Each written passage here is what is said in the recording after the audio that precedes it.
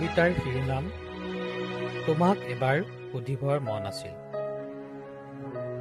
তোমাক এবাৰ সুধিবৰ মন আছিল, মই তোমাৰ জীৱন চক্ৰবেহুত নাতিটো কিয়? মোৰ বুকুখন লুনিয়ে বাবেই নেকি সোমাব পৰা নাছিল?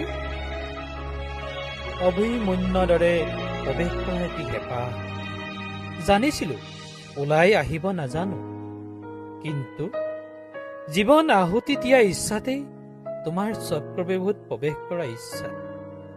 এবাৰ তোমাক সুধিবৰ মন আছিল, মোৰ সোণালী কামিজটো পিন্ধিব নোৱাৰাৰ বাবেই নেকি মই উন্মাদ কবি?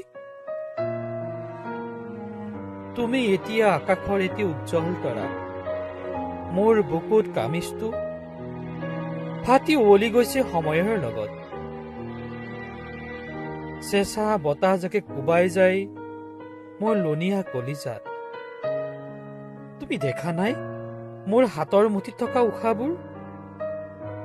নিলাম বজাৰত এমুঠি দুমুঠি, নিলামৰ আশাত ৰ'দত শুকাও।